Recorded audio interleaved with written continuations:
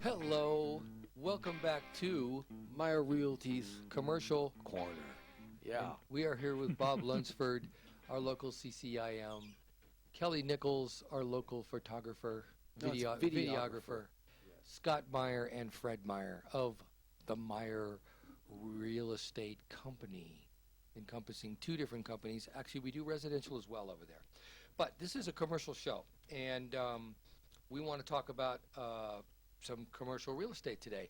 And we're going to start it off, I think, with Bob, because we have Bob and I sort of head up the commercial arm of in our office, and we took a listing recently, and through the process, it's a commercial building of almost 7,000 feet, and through that process, we discovered for the owner some issues. He wants to sell, and he wants to get a price, but the problem is that just because you want a price doesn't mean you can have it, right? Yeah, this building was built, I think, 1979. It's 6,400 square feet, 2 floors, no elevator, unfortunately.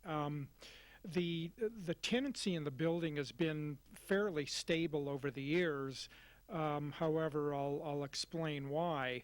The current tenants are on a modified gross and full service leases where they're receiving the space rent, and then the owner pays all or at least a good part of the operating expenses. So he receives, just for an example, then he receives on this building a gross of about $44,000. He nets about $24,000 after all the expenses he pays. So effectively he's getting netting about 32 cents a foot after the expenses that he's paying. He's paying expenses about 25 cents a foot, and the rents in that area for that class of building, this happens to be a Class B building. It's a little bit tired, but it's in decent shape, good location, but he should be receiving closer to 90 cents a foot on full service. And explain full service for folks, Bob. Full service is where you just go in and pay for the space, right? And all the expenses of the operating expense, utilities, cleaning, everything are included in that flat fee. Okay. And then modified gross, maybe the tenant pays some of those expenses. Okay.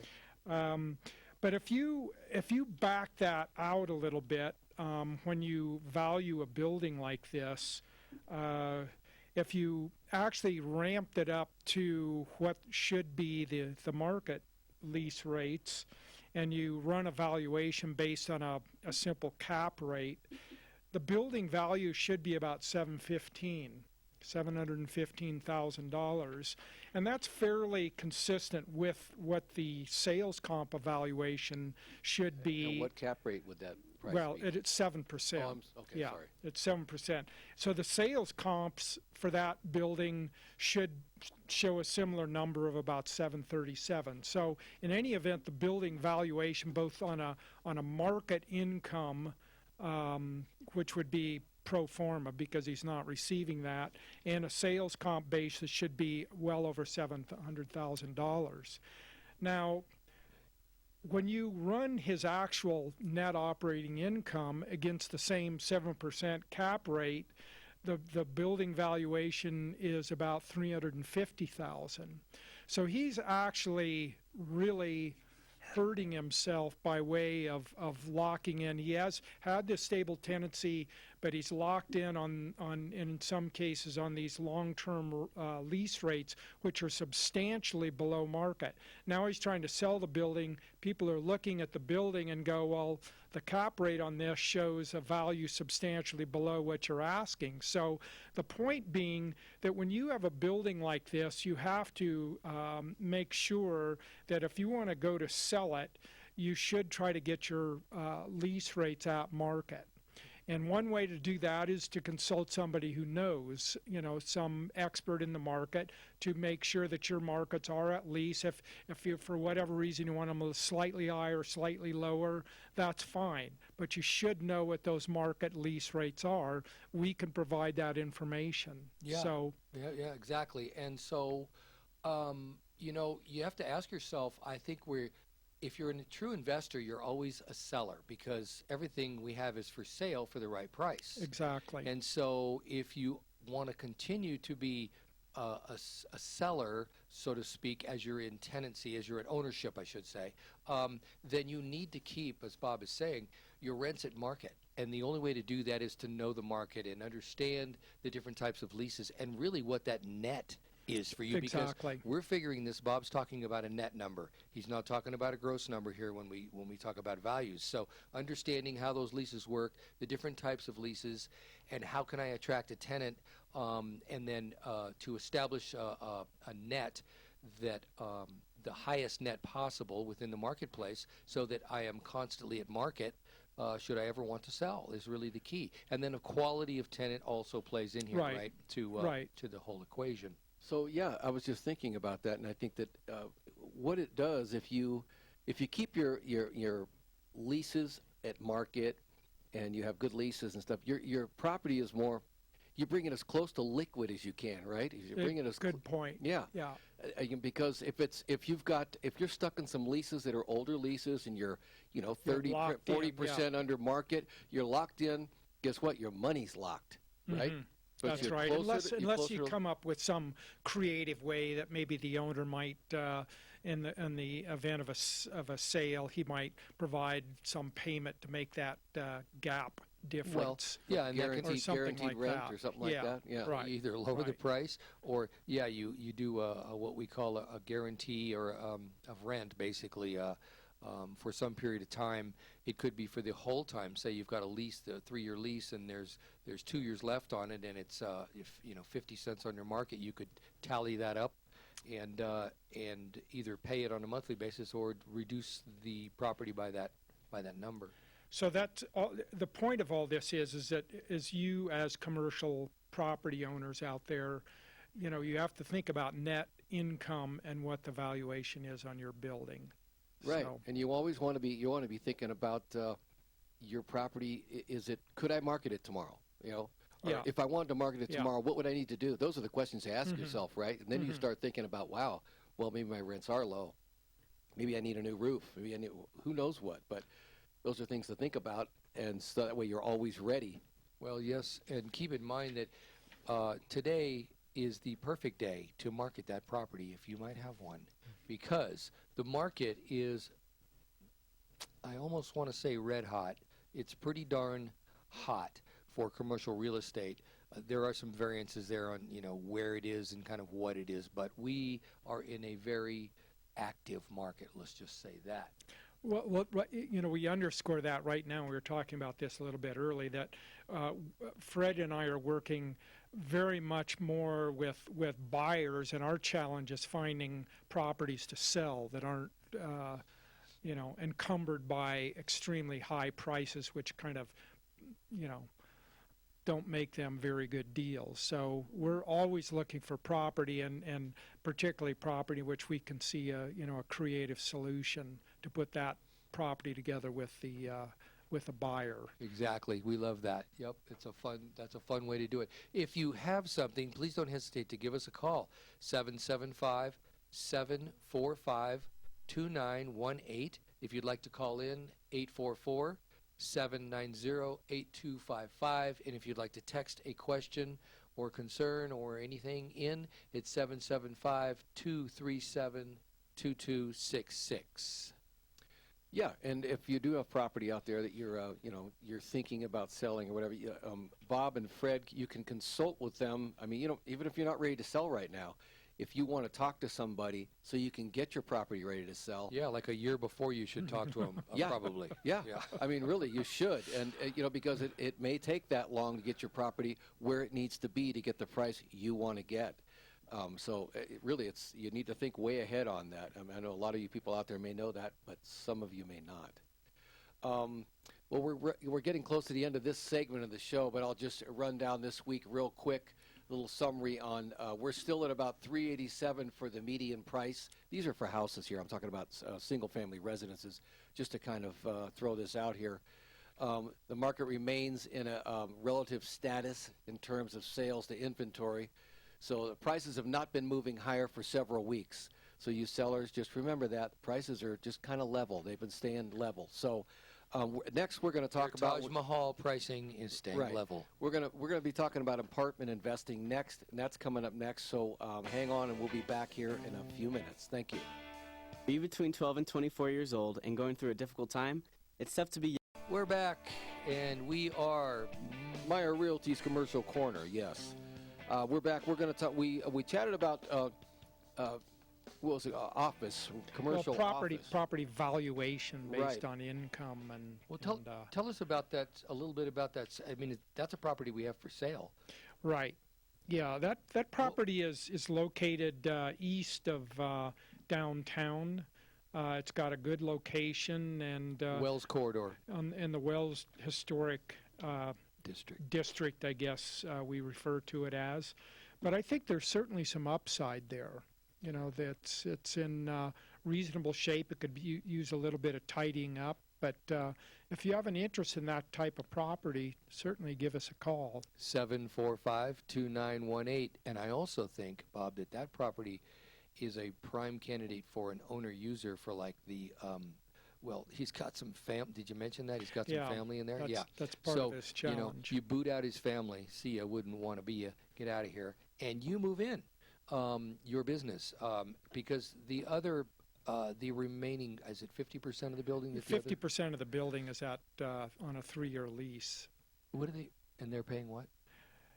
They are paying about, I don't know, 48 cents a foot or something. Oh, net Yeah. 48 cents. Yeah. Yeah. So, yeah, they're under market, but we have a way that we can put that deal together and still make it a good deal for a buyer. So give us a call because we'd be happy to show you the building and show you how we can do that. In other words, you can make it a decent cap rate or a good cap rate for that buyer. That's right. That's right. Okay. All right. And there may even be some seller carryback available in that building. It's possible. All right. So now we're going to move on to what I mentioned right before the last break, and that is investing in apartments. And I have an article here that's pretty interesting.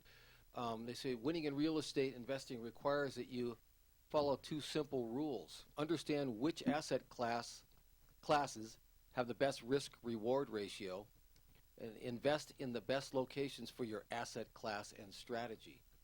So So regarding that, the best asset class, I'd like to discuss the rule. First of all, the best asset class and review the compelling reasons for why residential occupied cash flow real estate is so good, specifically apartment buildings.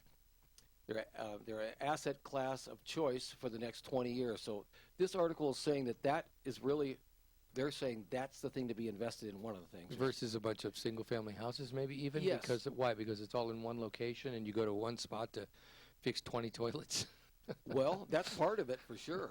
It's convenient. You don't have to run all over town because there are people that own a bunch of SFRs and they got all my toilets at one address. That's right. That's right. Makes it easy. You can just bring your snake in and snake all the toilets all at once. Anyway, so it's just some facts too, because they back this up with these facts. It's kind of interesting. The baby boomers, that's us, by the way, guys. There's 76 million of us. We're the largest demographic group in U.S. history, not just now, but in U.S. history.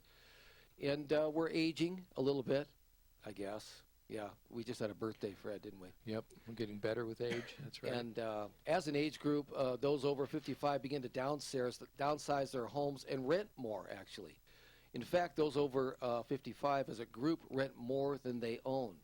So when we're seeing lots of that, actually, folks coming over the border from California and selling homes that they have there, and or investment properties that they have there, and wanting to move that money up this direction because of taxes. We have a much better tax structure up here for folks. There's no state tax. That's a biggie. And they can get a whole bunch more house for their dollar and then pocket, put in the bank or put in another investment the remaining money that they get out of their sales side in California. Thank you, Fred. And we also, I have this one client right now. We have a lot of them actually, but this one in particular that they have kids going to UNR. They want to buy close to UNR. And this particular client, I think she's a baby boomer. I wouldn't want to say over the phone because I might, call her the wrong age. She might get upset. I might lose a client, but I think she is anyway. And she's planning on eventually maybe moving into that house. So I mean, that's another strategy. Speaking of baby boomers, and although she'd be owning it, she wouldn't be renting it. But still, that's another strategy. And she'd be moving in. Why? Because Well, once her the kids are out of college and everything, that might be where they want to retire and move. so that's a great plan, because tax strategy plan. Yeah, absolutely, Right. definitely. So the next fact I have, fact number 2, factoid, we'll call it, factoid 2. The echo boomers. There's 72 million echo boomers. I've never heard of an echo boomer. Have you, Bob? I have, but Is your son an echo boomer? No, What is he? no, he is a millennial. Oh, Mm-hmm. so Echo boomer. between ages of 18 and wait a minute, between 18 and 30. 18 and 30. The echo off the boomers. Uh-huh. Well, anyway, they're the second largest demographic group in U.S. history, and are moving up into the 18 to 30 range. This age group contains the largest group of renters, and rents for 5 to 7 years before purchasing a home. So the largest group of renters, and they usually rent for 5 to 7 years. So 72 million of them coming into either in the marketplace or coming into the marketplace to. Well, they're already in the marketplace. They're well, here. if they're 18, they're probably not. I mean, marketplace as far Okay. as renting a home. Gotcha. But so those are huge numbers for us nationally, and that's what we're talking about, of course. Mm-hmm. But locally, we've got other problems with, availability, housing availability, and we've got challenges coming up big time. So, Well, that's what they're talking about in this article. Is there is definitely. well, they're talking nationally though, and I'm speaking to our local problem, which is even compounded by the Tesla switch effect. Right. Factoid 3, this one is a hot button. U.S. immigration, is continuing to increase. I'm shocked. And will grow year over year into 2030. U.S. Immigrants as a group rent far more than they own and often continue to rent even after they could own a home. So that's definitely, they're renters. I mean, if you own apartment buildings and stuff, they're part of your demographic to get your place filled up. So they play a big role in filling up those rentals. Factoid 4, the national average of home owners versus renters has taken a very large hit. This part's really interesting. Due to the artificial increase in home ownership rate over the past few years. Hello. We know why that was. Yeah. If you could fog a mirror, you could buy a house. People who were not really in a position to own a home entered and then departed the ranks of home ownership. Departed willingly? Departed. No, I don't think willingly. I think it was a severance. Yeah. I think it was a surgery. I think they stayed there- surgical removal. I think they stayed there as long as they could for free. Yeah. And then either jingle mail or they were told to leave. Jingle. So we've seen a rapid transfer back to the average. See, so we haven't been at the norm average of what we should be. So because of that, now we've gone back to the average, which is driving increasing numbers of renters. Every 1% decrease in home ownership rate is 1 million new renter households. So Are they saying that all those folks who lost their homes are now renters? you got to live somewhere. Yeah, but a lot of them are becoming buyers again too, I think. Right? Well, there's some of them that definitely, there's a fair amount of them that are becoming buyers, but there's way more that are probably just staying or becoming renters again. they got burned. Yeah, and they really haven't recovered or can't recover, and the economy hasn't really recovered with the jobs that They claim. we're And- being told. yeah. So, and then we have factoid 5. Multifamily housing starts are at an all-time low. We've seen a 97% decrease in multifamily starts in the United States in recent years. This means that we've not even been building enough units to keep up with the current population growth. Due to the current financing market, the decrease in new apartment development will increase occupancy rates nationally over the next few years. So they're just going to keep going up because even if they, it's like a slow-moving train, it's going to take a while to get that ramped up to be built, to build and catch up. So it's going to be, the vacancy rates are going to keep going up. Down. I mean down. That's Yes, right. down. Somebody's Sorry. listening here. Yeah. It's not Bob. Bob's just looking at me like, wow, that guy really knows what he's talking about. I was just looking at Bob. I'm thinking he looks like he's really interested in what Scott's saying. But then when I caught that and he didn't, I know Bob's not listening. Yeah, anyway, so it's interesting stats here as far as for somebody that's thinking about buying multi-property, and this isn't just apartment buildings. This is everything from a duplex on up, really. But so Tell him about your little duplex business, Scott. my little duplex business? Yes, tell him. Do I have a duplex business? You have a little No, business. I have a multi-property business. I know. You do a lot of 1-to-4 stuff, which is I do. a very, very active part of our market, and you're very good at that part of the market, and you specialize really in that part of the market. So anybody out there who's got a small multi and want to trade up, trade out, trade down, I mean, there's many, many different ways we can help you do that. Give Scott a call at 745-1986 because he can help you evaluate your property. You've probably seen his postcard in your mailbox if you live anywhere in Reno. It's the postcard with it's got the old Nevada, Welcome to Nevada sign that used to be on, I think it was Highway 40 back then. But we're getting close to hear some music. Oh, well, listen to that music, Wow, Fred. that's really Who cool. are those guys? Wonder who that drummer is. Yeah. Anyway, so we appreciate you listening. This is Myer Realty's Commercial Corner. We hope we've given you some valuable information. And until next time, thank you very much. We appreciate it. See you out there on the road.